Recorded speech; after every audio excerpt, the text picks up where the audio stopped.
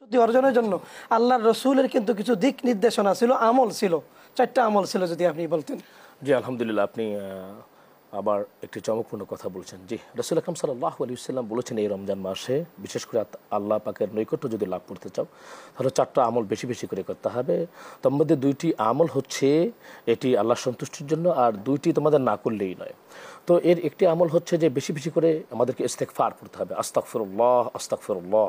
আল্লাহ সুবহানাহু ওয়া তাআলা কালামে মাজিদও বলেছেন যে ইল্লা মান তাবা ওয়া আমানা ওয়া আমিলা আমালান সালিহা ফাউলাইকা ইউবাদদিলুল্লাহু সাইয়্যাতিহিম হাসানাত।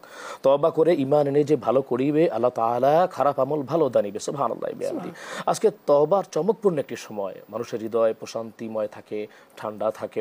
সারাদিন রোজা রাখার পরে সিয়াম সাধনে আত্মনিয়োগ করার পরে আমার মনে চায় যে আসলে আল্লাহ সুবহানাহু ওয়া তাআলার কাছে ক্ষমা চাই, মাপ চাই। যদি এরকমভাবে ক্ষমা চাইতে পারে, যদি এরকমভাবে তওবা করতে পারে, ইস্তেগফার করতে পারে, তা আল্লাহ সুবহানাহু ওয়া তাআলা অবশ্যই তার আত্মাকে পরিবর্তন করে দিবেন। সে অবশ্যই এই রমজান মাসে আত্মশুদ্ধি পরিপূর্ণভাবে লাভ করতে পেরে আল্লাহর নৈকট্য লাভ করতে পারবে ইনশাআল্লাহ।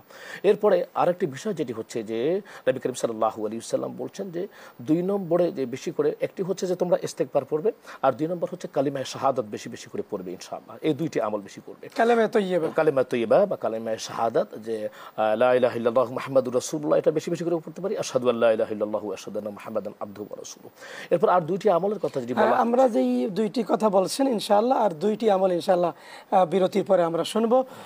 সুপ্রিয় দর্শক শ্রোতা, আপনারা দেখছেন বিআরবি নিবেদিত রহমতের রজনী, সহযোগী স্পন্সর ইসলামী ব্যাংক বাংলাদেশ পিএলসি ও ঢাকা দারুস সুন্নাত মডেল মাদ্রাসা। সময় হয়েছে ছোট্ট একটি বিরতির, ফিরবো একটু পরেই, আমাদের সাথেই থাকুন।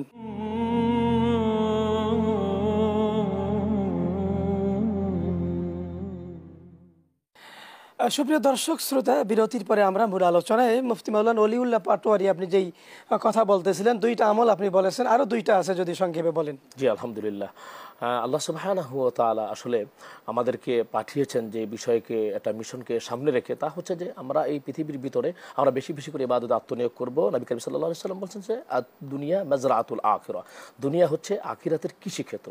আর দুনিয়াতে মানুষ ইবাদতে আত্মনিয়োগ করে আল্লাহ সুবহানাহু ওয়া তাআলা কিয়ামতে যে এরকমভাবে জান্নাতের যে ব্যবস্থা করেছেন, তারা সেই জান্নাত লাভ করবে। সুতরাং এই মাসে তারা বেশি বেশি করে আল্লাহ সুবহানাহু ওয়া তাআলার কাছে জান্নাত কামনা করবে, আর জাহান্নাম থেকে পানাহ চাইবে। এই 2টা আমল বেশি বেশি করে করবে, যেটি উম্মতে মুহাম্মাদের জন্য এই 2টি আমল করা ছাড়া তাদের আর কোনো অন্য কোনো রাস্তাই নেই, অর্থাৎ জান্নাত চাওয়া আর আল্লাহ সুবহানাহু ওয়া তাআলার কাছে জাহান্নামের অগ্নিদায়ক শাস্তি থেকে নিজেকে হেফাজত করার জন্য কায়মনা বাক্যে আল্লাহ সুবহানাহু ওয়া তাআলার কাছে আশ্রয় চাওয়া। জি।